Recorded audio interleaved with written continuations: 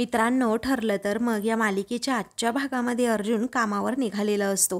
त्यावेळी सायली त्याला समजावते की दिवसभर सतत आपलं पाणी पित राहायचं, कारण उकाडा खूप वाढलेला आहे आणि मी तुमच्यासाठी ड्रायफ्रुट्सचे सुद्धा लाडू बनवले आहेत। त्यातला एक लाडू जरी तुम्ही खाल्ला ना तरीही तुम्हाला ताकद मिळेल आणि तुमची भूक सुद्धा भागेल। त्यावेळी अर्जुन हसतो आणि विचारतो, मी काय स्कूलच्या पिकनिकला चाललोय का? त्यावेळी सायली म्हणते, तुम्हाला ना बायकोचं प्रेमच कळत नाहीये, थांबा मी लाडवाचा डबा आणते, असं म्हणून ती निघालेली असताना आता तिच्या साडीच्या पदराचं लटकनच तुमच्या शर्टच्या बटनामध्ये अडकतं। त्यावेळी आता सायली थांबते आणि म्हणते, अहो काय चाललंय तुमचं, पदर सोडा ना, मला खाली जायला उशीर होतोय। तर आता सायलीला असं वाटत असतं की अर्जुननेच तो पदर पकडलाय, म्हणूनच ती सारखी सारखी म्हणत असते। त्यावेळी अर्जुन मात्र म्हणणार असतो की मी नाही पकडलं, पण तो आता गप्पच राहतो। त्यानंतर सायली अजून लाजूनच म्हणते, हो सोडा की पदर, काय चाललंय तुमचं, आता मी चिडेन, हा सोडता का नाही पदर, असं म्हणून सायली मागे पाहते आणि काळवेळ काही कळतं की नाही म्हणून ती अर्जुनलाच बडबड करू लागते। तेव्हा मात्र अर्जुन तिच्याकडे पाहतच राहतो आणि लगेच असा हात वर करून तिला दाखवतो की मी पदर पकडलेला नाहीये, हा पदर माझ्या शर्टच्या बटनमध्ये अडकलाय। तेव्हा सायली आता एकटीच हसते, मग आता अर्जुन देखील तिच्यावर हसतो। मग त्यानंतर तो लगेच पदर पकडतो आणि म्हणतो, चला मग काय, आता तुम्ही जो आरोप केलाय माझ्यावर तो खरा करून दाखवतोच, असं म्हणून तो पटकन सायलीला आता जवळ ओढतो। मग आता सायली अर्जुनच्या मिठीतच जाते। तेव्हा तो आता म्हणतो की मघाशी जो डायलॉग मारला ना तो आत्ता मारा, सोडा की पदर। तेव्हा सायली आता तसं बोलत नाही, पण अर्जुनला जोरातच चिमटा काढ अर्जुन आता जोरातच ओरडतो। त्यावेळी सायली म्हणते, मी आता पटकन जाऊन डबा घेऊन येते, मग आपण निघूयात। अर्जुन म्हणतो, आपण नाही, मी निघणार आहे एकटा। तेव्हा सायली म्हणते, का बरं तुम्ही मला नाही घेऊन जाणार, मी तर तुमची केस पार्टनर आहे ना। तेव्हा अर्जुन म्हणतो, हो ते आहेच, परंतु मी आज ज्या ठिकाणी चाललोय ना तेथे मी तुम्हाला नाही घेऊन जाऊ शकत, I am really very sorry. Sayali म्हणते, पण मी कोणताही धोका पत्करायला तयार आहे। तेव्हा अर्जुन म्हणतो, पण ते मला नाही चालणार ना मिसेस सायली, तुम्ही खूप स्ट्रॉंग आहात, परंतु तुम्ही येणार नाही हे मला माहीत आहे। तर चैतन्य आता दरवाजाला नॉक करतो आणि आत येऊ का मिस्टर अँड मिसेस सुभेदार असं विचारतो। अर्जुन म्हणतो, अरे ये रे ये। मग आता आतमध्ये आल्यानंतर चैतन्य विचारो, काय रे एवढ्या घाईमध्ये मला बोलवून घेतलंस? तेव्हा अर्जुन म्हणतो की इन्स्पेक्टर सरंजामेचा कॉन्टॅक्ट मिळालाय आपल्याला आणि त्यांना आपल्याला भेटायला जायचंय आणि माझ्या बायकोने सेम सजेस्ट केलं, विलासच्या बेलच्या वेळी जो इन्चार्ज होता त्याला आपण शोधून काढायचं। त्यावेळी आता लगेचच चैतन्य म्हणतो, बेस्ट, मी तुम्हाला म्हटलं होतं ना की तुम्ही दोघेही सोबत असला तर काहीही असं अशक्य नाही, सायली वहिनी, असं तो आता सायलीलाच विचारतो। तेव्हा सायली आता काहीच बोलत नाही। मग चैतन्याला समजतं काहीतरी गडबड आहे। तेव्हा तो अर्जुनला हळूच विचारतो, काय रे, मी अगोदर काही माती खाल्ली की मी येऊन खाल्ली आहे माती? अर्जुन म्हणतो, कोणीच माती खाल्ली नाही आणि आता मी सांगितलं तेच फायनल आहे। तेव्हा चैतन्य दोघांकडे पाहतच राहतो, पण अर्जुन आता यावेळी सायलीला तिकडे घेऊन जाण्यासाठी स्पष्टपणे नकार देतो। दुसरीकडे सरंजामे हा आता बारमध्ये बसलेला असतो। अर्जुनला आता त्या दारूचा वास सुद्धा सहन होत नसतो। चैतन्य आणि तो दोघेही आता असे नाकाला रुमालच लावून तेथे येतात। मग ॲडव्होकेट सरंजामे जवळ येत स्वतःची ओळख लगेच तो त्याला सांगतो। त्याचवेळी मला तुमच्याबरोबर थोडं बोलायचं होतं, असं आता अर्जुन म्हणतो। तो सांगतो, मी वात्सल्य आश्रम मर्डर केस आहे ना ती हँडल करतो। तर सरंजामे म्हणतो, हो मला माहीत आहे, पुढे बोला। मग आता अर्जुन म्हणतो, तुमच्या कस्टडीमध्ये विलास नावाचा एक माणूस होता आणि ज्याचाच खून झाला आहे। तेव्हा रविकांत देशमुख नावाच्या एका बिल्डरने त्याची बेल केली, त्याचे बेल पेपर मला कुठेही सापडत नाहीये। तर आता दुसरीकडे अश्विनने आता प्रतापला सगळं काही सांगितलेलं असतं की मला तन्वी बरोबर लग्न करायचंय। मग आता तोच विचारतो की अश्विन, अरे मला सांग, हा लग्न करण्याचा विचार आलाच कुठून तुझ्या मनात? मग आता अश्विन विचारतो, डॅड, तन्वीशी लग्न करण्याचा निर्णय चुकीचा आहे का माझा? मग प्रताप म्हणतो, नाही रे बाळा, तसं नाही काय, पण आता इतका मोठा विचार करण्या अगोदर तू काही विचार केलाच असेल ना? मग अश्विन म्हणतो, हो केला। तर इकडे आता विमल ही कल्पनाची कपडे घेऊन रूममध्ये चाललेली असते तेव्हा सायली विचारते, काय हो विमलताई, तुम्ही ही कपडे घेऊन आईंच्या रूमकडे चाललात का? त्यावेळी हो, मी आईंच्याच रूमकडे चालले आहे असं आता लगेच विमल म्हणते. त्यावेळी सायली म्हणते, ऐका ना, माझ्याकडे ती कपडे द्या, मी घेऊन जाते. मग विमल म्हणते, नको ना सायलीताई, अहो कसं आहे ना, जर तुम्हाला तिकडे जाताना पाहिलं त्यांनी तर ते अजून ओरडतील आणि मग तुम्हाला ओरडा खावा लागेल, नको ना प्लीज. तेव्हा सायली म्हणते, जाऊ द्या विमलताई, ओरडण्याच्या निमित्ताने निदान बोलतील तरी त्या माझ्याबरोबर. तर दुसरीकडे आता सरंजामे हे म्हणतात की पेपर सापडत नाही म्हणजे जोपर्यंत मी इन्चार्ज होतो तोपर्यंत एकही पेपर इकडचा तिकडे गेला नव्हता, कारण माझी शिस्तच तशी कडक होती. अहो अर्जुन सुभेदार, मला आदर्श ऑफिसरचा पुरस्कार सुद्धा मिळाला होता. त्याचवेळी चैतन्य विचारतो, अरे वा, काय सांगताय, असं म्हणून तो हसतो. त्याचवेळी सरंजामे म्हणतो की लोक माझ्या नावाची उदाहरणं द्यायची, कारण कारभार कसा असावा तर इन्स्पेक्टर सरंजामेंसारखा. त्याचवेळी अर्जुन म्हणतो, तुम्ही खरंच खूप महत्त्वाचं काम करत होतात. तेव्हा अर्जुन म्हणतो, तुम्ही खरंच खूप चांगलं काम करता, तुमच्यासारखा माणूस आहे म्हणून सामान्य माणूस अगदी निर्धास्तपणे जगू शकतो. त्याचवेळी सरंजामे एक फोटो दाखवत म्हणतो, हे पहा अर्जुन सुभेदार, मला मेडल मिळालं तेव्हाचा हा फोटो आहे, कारण प्रामाणिकपणामध्ये माझा हात कोणीही धरू शकत नाही आणि मी जरीही अजून त्या पोलीस स्टेशनचा इन्चार्ज असतो तर बेलचे पेपर हरवलेच नसते. तेवढ्यातच वेटर तेथे येतो आणि विचारतो, काय घेऊन येऊ तुम्हाला? मग मी दारूच्या थेंबालाही स्पर्श करत नाही. सरंजामे अर्जुन चैतन्याला विचारतो. मग आता अर्जुन चैतन्य दोघेही काहीच नको असं म्हणतात. दुसरीकडे प्रताप अश्विनला समजावतो, आपण तन्वीबरोबर अगोदरच एवढं वाईट वागलोय तर दुसरा काही अजून प्रॉब्लेम व्हायला नको. मग आता त्याचवेळी अश्विन विश्वासाने सांगतो, काहीही होणार नाही डॅड, माझ्यावर विश्वास ठेवा. मग त्याचवेळी आता कल्पना म्हणते, अहो मला तर अश्विनचा निर्णय खरंच खूप आवडलाय, आता भीती फक्त एवढीच आहे की रविराज भाऊजी आपले कसे रिॲक्ट होतील. तर दुसरीकडे आता महिपत हा एका पाकिटामध्ये पैसे भरतो आणि म्हणतो, हे पैसे नेऊन त्या इन्स्पेक्टर सरंजामेला द्यायचे आणि जोपर्यंत त्याच्या घशात पैसे जात नाही तोपर्यंत अजिबात तो आपलं काम करणार नाही, कारण तो खूप महत्त्वाचा माणूस आहे आपल्यासाठी. त्याचा हप्ता मात्र टायमावर गेला पाहिजे. तेव्हा ठीक आहे असं आता महिपतचा माणूस म्हणतो आणि लगेच सरंजामेकडे निघतो. तर इकडे आता प्रताप म्हणतो, कल्पना, अगं ऐक ना, जर अश्विन त्याच्या निर्णयावर ठाम असेल तर आपण लगेच रविराज बरोबर बोलू. तेव्हा कल्पना म्हणते, हो. मग कल्पना आता म्हणते, तुम्ही दोघांनी एक गोष्ट लक्षात ठेवा, अर्जुन आणि सायलीला या लग्नाबद्दल काहीही कळता कामा नाही. तेवढ्यातच सायली आता लगेच कपडे घेऊन तेथे येते आणि चुकून धक्का आता दरवाजाचा लागल्यामुळे तिच्या हातातून ती कपडेच खाली पडतात. त्याचवेळी आता हे तिघेही सायलीकडे आश्चर्याने पाहतच राहतात. तर सायली जरा घाबरतेच. तर आता दुसरीकडे सरंजामे म्हणतो, ही जागा सेफ आहे म्हणून मी तुम्हाला इकडे बोलवलं. मी कधीही कुणावर असा अन्याय होऊ दिलाच नाही. मी वर्दी घालून फक्त नोकरी नाही केली तर देशसेवा सुद्धा केली. मग आता अर्जुन म्हणतो, I am very appreciate you, but तुम्ही आता विलासच्या मर्डर केसबद्दल आम्हाला काहीतरी अपडेट द्या थोडी तरी, कारण विलासची बेल ज्या रवींद्र देशमुख यांनी केली होती त्यांच्याबद्दल तुमच्याकडे काही माहिती असेल तर सांगा. सरंजामे म्हणतो की अर्जुन सुभेदार, अहो अशा मी खूप केसेस हँडल केल्या, असं पटकन लक्षात येणार नाही, परंतु काही धागेदोरे हाताला लागले तर मग तुम्हाला लगेच कळवेल. अर्जुन आता ठीक आहे असं म्हणतो आणि जायला निघतो. त्याचवेळी आता अर्जुन आणि त्याचबरोबर चैतन्य हे दोघेही जाता जाता महिपतचा जो माणूस पैशांचं पाकिट घेऊन आलेला असतो, नेमकं अर्जुनची धडक त्यालाच होते. तेव्हा आता सॉरी असं म्हणून अर्जुन लगेच त्याच्याकडे पाहतो. त्याचवेळी आता अर्जुनला समजतं हा कोणीतरी असा ओळखीचाच वाटतोय, असं म्हणून तो त्याच्याकडे खूप वेळ पाहत राहतो. तर तो आपला चेहरा लगेच लपवतो आणि सरंजामेकडे जातो. त्यानंतर आता अर्जुन हा त्या गुंडाकडे पाहतच राहतो. तर चैतन्य विचारतो, काय रे? मग आता अर्जुन म्हणतो, काही नाही, बाहेर जाऊन बोलूयात चल जरा.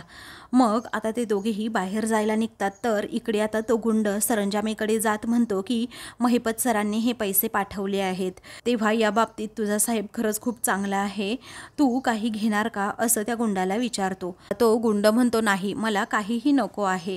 तेव्हा सरंजामे म्हणतो, निघ मग इथून. तेव्हा तो गुंड आता लगेच बाहेर जातो. त्याचवेळी आता सरंजामे म्हणतो, आण रे पटकन, इथे केव्हाचं बोलून बोलून घशाला कोरड पडली आहे पार. तर इकडे आता अर्जुन आणि चैतन्य बाहेर असतात तेव्हा सरंजामे बोलून चालून जरा बरं वाटतोय, परंतु खूपच बोलतोय असं चैतन्य म्हणतो. त्याचवेळी अर्जुन म्हणतो, हो ना, मला जो धडकला होता ना तो मघाशी माणूस, मी ना याला कुठेतरी पाहिल्यासारखं वाटतंय. तेव्हा कोण असं आता चैतन्य विचारतो. तेव्हा आता चैतन्य विचारतो, आत्ता तो आत धडकला होता त्याच्याबद्दल बोलतोय का? अर्जुन म्हणतो, हो रे. त्यावेळी आता चैतन्य म्हणतो, तो आपल्याला अशा ठिकाणी भेटलाय, त्या ठिकाणी आपल्याला कोणत्याही केसचा साक्षीदार भेटू शकतो, पण आता त्याला सोड, पुढे काय करायचं हे सांग. त्यावेळी अर्जुन म्हणतो, इन्स्पेक्टर सरंजामे आपल्याला म्हणाले की ते हेल्प करतील, पण आपल्याला जाता हालचाल करायला हवी, कारण त्यांना बेल पेपरबद्दल किंवा रविकांत देशमुखबद्दल काहीच माहीत नाही. तर इकडे आता सायली म्हणते, माफ करा हा आई, असं म्हणून ती कपडे आता उचलत असते. तेव्हा तू आमच्या खोलीत का आलीस, परत परत का येतेस, तुला सांगून कळत नाही का, निघ अगोदर खाली, असं म्हणून कल्पना आता लगेचच सायलीचा हात पकडते आणि तिला हॉलमध्ये घेऊन येते. त्यावेळी रागातच आता कल्पना विचारते, काय ग, असं दारामध्ये उभी राहून तू बोलणं चोरून चोरून का ऐकत होतीस?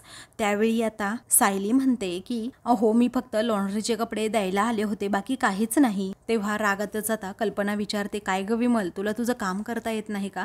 दुसऱ्यांना का सांगत असतेस तू काम? सायली म्हणते, अहो आई, झालं काय ना, मीच त्यांना सांगितलं होतं की मी घेऊन जाते कपडे म्हणून. त्यावेळी प्रताप म्हणतो, हो बरोबर आहे तुझं, म्हणजे तुला आमचं बोलणं असं चोरून ऐकता येईल, हो ना? अरे आता आम्हाला आमच्याच घरात बोलण्याची चोरी आहे का? तेव्हा अश्विन आता म्हणतो की डॅड, ही तर आपल्या घरावर आता नजर ठेवून असते, काय माहीत घरातल्या गोष्टी ही कुठे जाऊन सांगत असते. तेवढ्यातच अर्जुन तेथे येतो आणि बाहेरूनच सगळं या सगळ्यांचं बोलणं ऐकू लागतो.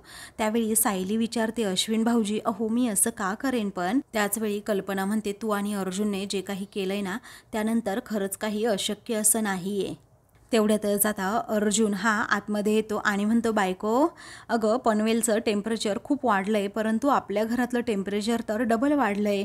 त्याचवेळी आता सायली त्याला शांत राहायला सांगते, तरीही अर्जुन म्हणतो, काय घरातलं टेम्परेचर वाढलंच आहे ना, बापरे, असं म्हणून तो आता फुंकर मारू लागतो. त्याचवेळी आता प्रताप म्हणतो की अर्जुन, प्रत्येक गोष्टीची मस्करी नको, समजलं?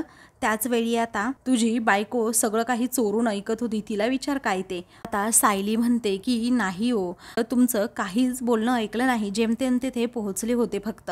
त्याचवेळी अश्विन रागात विचारतो, पण तू काय काय ऐकलं ते अगोदर सांग. त्याचवेळी आता अर्जुन रागातच अश्विनकडे पाहतो. दुसरीकडे महिपत आता सरंजामेला कॉल करतो आणि गाडीमध्ये पेट्रोल भरलं की नाही असं विचारतो. मग सरंजामे म्हणतो, हो, करकरीत नोटांचं पेट्रोल भरलं आहे अगदी गाडीमध्ये, तुम्हाला आता इथूनच सलाम. तेव्हा महिपत म्हणतो, सलाम करण्यासाठी नाही दिले तुम्हाला पैसे, तुमचं तोंड बंद करण्यासाठी दिले, कारण तुम्ही आमच्यासाठी काय काय केलं जे कोणालाच मरेपर्यंत कळलं नाही पाहिजे, आणि म्हणूनच पैसे दिले आहेत. तेव्हा सरंजामे म्हणतो, तुम्ही असाच खुराक पाठवत राहा, मग माझं तोंड नक्कीच बंद राहील, पण तुम्ही जर कल्टी मारली तर मग मला ही पलटी मारावीच लागेल, असं तो म्हणतो. आता असं म्हणून ते दोघेही फोन ठेवतात. ठेवल्यानंतर सरंजामे म्हणतो की आता एका हातामध्ये माझ्या महिपत शिखरेचा पत्ता आहे आणि दुसऱ्या हातात लगेच अर्जुन सुभेदाराचा सुद्धा पत्ता आहे. एक एक करून हा मला जसा लागेल तसा पत्ता खेळावाच लागेल, कारण जर महिपतला समजलं मी अर्जुनला भेटतो तर तो माझा जीव घेईल, आणि अर्जुनला जर समजलं मी महिपतची पापं झाकतो तर तो मला जेलमध्ये टाकेन. त्यामुळे या दोघांबद्दल एकमेकांशी काही बोलायचं नाही, अगदी तोंड बंद ठेवायचं. मग म्हणजे शेवटी जिंकणार कोण? इन्स्पेक्टर सरंजामे. दुसरीकडे अजूनही अश्विन जाबच विचारू लागतो की बोल पटकन, काय ऐकलं तू? त्याचवेळी आता सायली म्हणते, मी एवढंच फक्त ऐकलं, तिथलं काहीच अर्जुन सायलीला कळता कामा नये म्हणून. त्याचवेळी अर्जुन म्हणतो, अरे वा, दॅट्स ग्रेट, फॅन्टॅस्टिक, म्हणजे आमच्याच घरामध्ये आमच्या विरोधात प्लॅनिंग सुरू आहे म्हणायचं. त्यावेळी प्रताप म्हणतो, अजिबात नाही, कारण आम्ही असं काही स्पेसिफिक बोलतच नव्हतो, पण या घरातली कोणतीही गोष्ट तुम्हाला कळू नये एवढीच आमची इच्छा आहे. त्याचवेळी पुढे आता कल्पना म्हणते, आणि म्हणून तर तुझी बायको अशी हेरगिरी करत होती ना, एक काम कर अर्जुन, तुम्ही राहा इथे, आम्ही राहतो वेगळे. सायली म्हणते, ओ आई, अहो असं नका बोलू प्लीज. त्यानंतर आता विमल म्हणते माझं चुकलं, मीच असं करायला नको होतं, मीच कपडे घेऊन यायला हवं होतं, तेव्हा माझं चुकलं असं म्हणून ती माफी मागते. त्याचवेळी आता अर्जुन म्हणतो तुम्ही नका माफी मागू विमलताई, अहो या घरात असंच चालणार आहे, माझ्या बायकोला या घरात किंमत देत नाहीत. मिसेस सायली आपण आपल्या रूममध्ये जाऊयात असं म्हणून अर्जुन सायलीला घेऊन रूममध्ये जातो. अर्जुन आता फ्रेश होण्यासाठी आतमध्ये जातो तर सायली आता लगेच देवासमोर दिवा लावते. तिचं मन मात्र अस्वस्थ असतं, कारण कल्पना जे काही बोलली ते सगळं तिला आठवू लागतं. ती खूपच उदास असते. त्यानंतर अर्जुन बाहेर येतो आणि काय झालं बायको असं विचारतो. तेव्हा सायली म्हणते काय माहीत, असं काहीतरी विपरीत घडल्यासारखं वाटतंय, कारण इन्स्पेक्टर सरंजामे यांच्याकडून सुद्धा काही माहिती मिळाली नाही, आपल्या घरात सुद्धा वाद झाले, इजाबिजा तिजा नाही झालं म्हणजे बरं होईल. तेव्हा अर्जुन म्हणतो काही होणार नाही, टेन्शन घेऊ नका, रिलॅक्स व्हा. मग आता अर्जुन आपल्या कामाला लागतो. त्याचवेळी मात्र आता सायली ही देवाकडे पाहत असते. त्यानंतर दिवा आता वाऱ्याच्या झुळकेमुळे विझणार असतो तर सायली पटकन त्याच्याजवळ हात पकडते आणि दिवा विझू देत नाही. त्यानंतर ती म्हणते देवा माझी भीती कमी होण्याऐवजी वाढतच चालली, एकदा मधुभाऊंबरोबर बोलते म्हणजे मला बरं वाटेल, असं म्हणून ती लगेच मधुभाऊंना कॉल करते. तेव्हा आता मधुभाऊ कॉल रिसीव करत हॅलो असं म्हणतात. सायली म्हणते मधुभाऊ अहो तुम्ही बरे आहात ना, तुम्हाला काही हवं असेल तर मला किंवा जानकीला सांगा, तुम्हाला बरं वाटतंय ना नक्की. मग आता सायली एवढं पटकन बोलत असते ते पाहून मधुभाऊ म्हणतात अगं हो हो सगळं काही ठीक आहे, अगं किती काळजी करशील, तसं सगळंच ठीक आहे इथे. तेव्हा सायली विचारते तुम्हाला काही होतंय का. मग आता मधुभाऊ म्हणतात नाही ग तसं काही होत नाही, अगं जानकी माझी अगदी नीट काळजी घेते, पण आता जरासा एकटेपणा वाटतो ना, कारण इथे कुसुम नाही आणि तू सुद्धा नाही, अगं जेलमध्ये वाटत होता ना तसाच एकटेपणा वाटतोय. साऊ मला सांग ना बाळा हे कधी संपणार आहे. तेव्हा सायली म्हणते मधुभाऊ अगदी थोड्याच दिवसांचा प्रश्न आहे, तुम्ही असा धीर का सोडताय. तेव्हा आता मधुभाऊ लगेच फोन ठेवून देतात.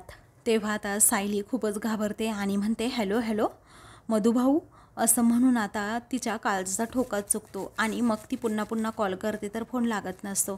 तेव्हा अर्जुन विचारतो काय झालं. आता सायली म्हणते मधुभाऊंबरोबरच बोलत होते परंतु फोन अचानक कट झाला आणि आता लागत नाही आहे. त्याचवेळी आता अर्जुन म्हणतो रिलॅक्स, जानकी वहिनींबरोबर बोला. त्यानंतर आता लगेच ती जेव्हा जानकीला कॉल करते ना तेव्हा जानकी विचारते काय ग बोल ना सायली. त्यावेळी सायली म्हणते अगं मी आत्ता मधुभाऊंना कॉल केला आणि बोलता बोलता कट झाला आणि पुन्हा लागत सुद्धा नाहीये. तेव्हा अगं तू शांत हो, नेटवर्क प्रॉब्लेम असू शकतो असं जानकी आता म्हणते. आता लगेचच सायली म्हणते की तू पाहून ये ना जरा मधुभाऊंना. मग आता जानकी म्हणते हो हो अगं चालले पाहायला, तुला कळवते मी. मग सायली बरं असं म्हणून फोन ठेवते. तर दुसरीकडे आता अश्विन विचारतो मम्मा डॅड तिने आपलं बोलणं खरंच ऐकलं नसेल ना. मग आता लगेच प्रताप म्हणतो की नाही रे, कसं ऐकलं असेल, कदाचित ती म्हणते ना तसं तिने फक्त आणि फक्त शेवटचं बोलणं ऐकलं असेल. मग आता कल्पना म्हणते अर्जुन आणि सायलीला तन्वी तर अजिबात आवडत नाही, त्यामुळे या घरामध्ये ते तिला लग्न करून येऊच देणार नाही. त्यावेळी प्रताप म्हणतो त्यांना जर ही गोष्ट समजली तर घरातील भांडणं अजूनच वाढतील. मग पुढे आता तो म्हणू लागतो की अर्जुनने स्वतःची मनमानी तर केलीच आहे परंतु तो आता अश्विनचं लग्न सुद्धा होऊ देणार नाही तन्वी बरोबर. त्यावेळी अश्विन विचारतो दादाचा निर्णय चुकीचा होता पण माझा निर्णय बरोबर आहे ना डॅड, मग मला ही शिक्षा का भोगावी लागतीये. त्याचवेळी आता लगेचच कल्पना म्हणते अरे अश्विन असं काही नाहीये बाळा, तुझं लग्न म्हणजे आमच्याकरता अगदी आनंदाचा क्षण आहे. अरे तुझ्या लग्नाला कोणतंही गालबोट लागू नये ना यासाठी मी म्हणतीये की तुझ्या लग्नापासून अर्जुन आणि सायलीला आपण जरा लांब ठेवू. तेव्हा आता प्रताप म्हणतो कल्पना आपण घाई करायला हवी, म्हणजे पूर्णाई आल्यानंतर आपण लगेचच तिकडे रविराज आणि प्रतिमाबरोबर बोलूयात. तेव्हा आता अश्विन लगेचच एकदम नाराज होतो. त्याचवेळी आता कल्पना म्हणते नको ना काळजी करू बाळा, अरे तुझ्या लग्नामध्ये काहीच प्रॉब्लेम येणार नाही, ही जबाबदारी माझी असेल. तर इकडे सायलीचं मन कशातच लागत नसतं. तेव्हा ती म्हणते अहो काय करू मी मधुभाऊंना एकदा कॉल करून बघूच का. तेव्हा अर्जुन हसतो आणि म्हणतो की बघू का म्हणजे तुम्ही मगापासून तेच करताय ना. मग आता ती पुन्हा विचारते की मग मी कुणाला कॉल करू, जानकीला करू का एकदा. तेव्हा अर्जुन म्हणतो की कर, मन जर शांत होणार असेल तर. तेव्हा सायली हो असं म्हणते आणि लगेचच तिला कॉल करणार असते पण म्हणते नको, कारण तिच्यावर अविश्वास दाखवल्यासारखं वाटेल. तर आता दुसरीकडे महिपत आणि सयाजीराव हे एकमेकांना आता भेटलेले असतात. तेव्हा ते दोघेही मस्त दारू पीत बसलेले असतात. त्याचवेळी ते दोघे गप्पा मारत मारत त्यांचा विषय निघतो की आपल्या लेकींचं एकही स्वप्नही पूर्ण होत नाही. त्यावेळी सयाजीराव म्हणतो, तुझ्याही डोक्याला खूप व्याप असेल ना? मग महिपत म्हणतो की व्याप नाही, ताप झाला आहे, ताप. त्यावेळी सयाजीराव विचारतो, नक्की झालंय काय? मग आता माझी लेक जेलामध्ये आहे असं अक्षरशः काय करावं आणि काय नाही असं सारखं होतंय मला. तिची आई गेल्यापासून तळहाताच्या फोडाप्रमाणे मी तिला जपलंय आणि आता माझी लेक तुरुंगात आहे म्हटल्यानंतर माझ्या जीवाची काय अवस्था झाली असेल आता तू बघच. त्याचवेळी सयाजीराव आता म्हणतो, तेच रे बाबा, अरे मी सुद्धा एका मुलीचा बाप आहे आणि बापाचं काळीच फक्त आणि फक्त तडफडण्यासाठीच असतं रे. कारण पोरीच्या डोळ्यात जरा सुद्धा पाणी आलं ना तर झालं, त्याच्या काळजाचे अक्षरशः तुकडे तुकडे होतात. पण मला सांग मॅटर नक्की काय झालंय? त्यावेळी महिपत म्हणतो, एका प्रकरणामध्ये उगीच अडकलोय आणि माझं लेकरू सुद्धा. त्याचवेळी सयाजीराव विचारतो, नक्की झालं काय? तेव्हा आता महिपत म्हणतो, ते थेरड मधुकर पाटील फक्त सापडू दे मला, कारण सगळ्याची किल्ली म्हणजे तो मधुकर पाटील आहे. तेव्हा सयाजीराव विचारतो की मधुकर पाटील पण आहे कोण हा? तेव्हा तो आश्रमाचा मालक असल्याचं महिपत सांगतो आणि त्या आश्रमाची जागा माझ्या साक्षीला पाहिजे होती. तेथे तिला 7 स्टार रिसॉर्ट उभं करायचं होतं आणि ती जागा मिळवण्याच्या नादात माझ्या लेकराकडनं झाली एक चूक आणि ती चूकच मी आत्तापर्यंत भोगतोय अजून. आता असं म्हणून आता ते दोघेही एकमेकांकडे पाहतात आणि अजूनच खूप असं दारू पिऊ लागतात. त्याचवेळी आता सयाजीराव लगेच अजून दारूचा ग्लास भरून देतो आणि महिपतला म्हणतो, माह्या हे घे. अरे लेकरा नकोच टेन्शन घेऊ, थंड घे जरा कारण एकदा का ग्लासामध्ये दारू ओतली ना की सगळी दुःख अशी विसरून जायची असतात. मग असे आपल्या जवानीतले दिवस आठवायचे आणि मग असं हसायचं आणि खेदळायचं. असं म्हणून ते दोघेही ते दिवस आठवतात आणि लगेच मोठ्या मोठ्याने हसू लागतात, एकमेकांना चिअर्स करतात आणि दारू पिऊ लागतात. तर दुसरीकडे सायली अजूनही देवाजवळच उभी असते, तिचं मनच मात्र थाऱ्यावर नसतं. त्यानंतर ती आता अर्जुनकडे पाहते तर अर्जुन सुद्धा आपल्या कामामध्ये अगदी व्यस्त असतो, त्यामुळे ती त्याला आत्ता या क्षणी तरी काहीच सांगू शकत नसते. त्यानंतर सायली आता खूप वेळ अजून तशीच देवासमोर प्रार्थना करत माझ्या मधुभाऊंना काही होऊ देऊ नको असं म्हणत तिथे उभी असते. त्यावेळी अर्जुनचं लक्ष सायलीकडे जातं. तेव्हा तो आता लगेच आपली फाईल बंद करून सायलीकडे येत तिला म्हणतो, अजिबात टेन्शन घेऊ नका तुम्ही, कारण मधुभाऊ ऋषिकेशच्या घरी अगदी सेफ राहतील म्हणून त्यांना आपण तिकडे पाठवलंय. त्यांना तिथे काहीही होणार नाही, त्यामुळे प्लीज टेन्शन घेऊ नका. इकडे आता जानकी मधुभाऊंकडे येते आउट हाऊसमध्ये, तर तेथे आता मधुभाऊच नसतात. त्यामुळे जानकी आता खूप घाबरते आणि मधुभाऊंना सारखा कॉल करते, परंतु मधुभाऊ तिला कुठेच दिसत नाहीत. तेव्हा ती अजूनच घाबरते, तिच्या पायाखालची जमीनच सरकते. तर इकडे मधुभाऊ बाहेर चाललेले असतात. इकडे जानकीला आता मधुभाऊ कुठेच दिसत नाही म्हणून तिला अगदी घाबरल्यासारखं होत असतं. त्याचवेळी इकडे आता सायली देवासमोर हात जोडते आणि म्हणते, देवा, महिपत नावाचं संकट माझ्या मधुभाऊंभोवती गोंगावते, त्यांना आता सुखरूप ठेव. तेव्हा सायलीबरोबर अर्जुन देखील आता हात जोडतो आणि मधुभाऊ सुखरूप असू देत, त्यांना काहीही होऊ देऊ नको असं प्रार्थना करतो. तेव्हा सायली आणि अर्जुन आता दोघेही खूपच नंतर अजून टेन्शनमध्ये येतात. तर दुसरीकडे जानकीला समजतं इथे तर मधुभाऊ नाही आहेत, मग गेले तरी असतील कुठे.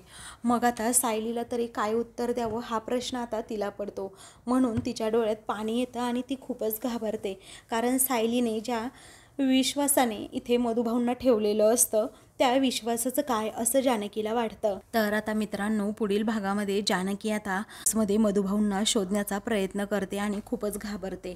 तर आता इकडे सयाजीराव म्हणतो, ऋषिकेशला ना कोणीच हात लावू शकत नाही, कारण माझ्याकडे आहे तो. त्याच वेळी आता, अरे सया, तुझं काम झालं, परंतु तो थेरडा कोणत्या मेळात जाऊन लपला आहे काय माहीत असं महिपत म्हणतो. त्याचवेळी मधुभाऊ आता तेथून चाललेले असतात. मग आता नेमकी तेवढ्यातच तेथे आता जानकी येते आणि पटकन बाजूला त्यांना घेऊन जाते आणि म्हणते, मधुभाऊ, तुम्हाला कळतं का, तो महिपत तुमच्या जीवावर उठला आहे, आता माझ्यासाठी आणि सायलीसाठी तरी पळून जाऊ नका. त्याच वेळी आता लगेचच ऐश्वर्या ही सगळं बोलणं ऐकते आणि म्हणते, डॅडांचा मित्र महिपत मधुभाऊंच्या जीवावर उठला आहे का? अरे ऐश्वर्या, तर तुला लॉटरी लागली असं म्हणून लगेच ऐश्वर्या जानकी मधुभाऊंचा फोटो आता काढून घेते. आता मी एका दगडामध्ये 2 पक्षी मारणार. तर आता दुसरीकडे अर्जुन आणि सायली आता एक पुरावा शोधण्यासाठी जाणार होतात, परंतु वेषांतर करून. सायलीने खूप छान असा मिनी ड्रेस घातलेला असतो, तेव्हा अर्जुन आता तिच्याकडे खूप वेळ पाहतच राहतो. तिने पूर्ण तिचा लुक चेंज केलेला असतो. तो तिच्याकडे खूप वेळ पाहत असताना सायली अनकम्फर्टेबल नसते. ती विचारते की आपण दुसरे कपडे घालून नाही जाऊ शकत का? तेव्हा अर्जुन म्हणतो, मर्डर केस इन्व्हेस्टिगेट करण्यासाठी आपण तिकडे चाललोय आणि असा मर्डर त्यामध्ये महिपत इन्व्हॉल्व आहे. तर दुसरीकडे सयाजीराव मधुभाऊंचा फोटो पाहतो, तर महिपत विचारतो, काय रे एवढा काही टक लावून पाहतो तो फोटो? तो काही तुझा दोस्त बिस्त आहे की काय थेरडा? मग सयाजीराव म्हणतो, मी नाही, याला कुठेतरी पाहिल्यासारखं वाटतंय. तर आता दुसरीकडे अर्जुनने सुद्धा आपला लुक चेंज केलेला असतो, अगदी हिरोसारखा तो देखणा दिसत असतो. सायली म्हणते, वाव, खूप देखणे दिसताय हा तुम्ही. तरीही अर्जुन सुभेदार आहे असं कुणाला ओळखू येत नाही. अर्जुन म्हणतो, म्हणजे त्या ब्युटिकमध्ये जाण्यापासून आपल्याला कोणीही रोखू शकत नाही आणि कोणी ओळखणार सुद्धा नाही. अशाच मालिकेंचे पुढील भाग पाहण्यासाठी चॅनलला सबस्क्राईब करा.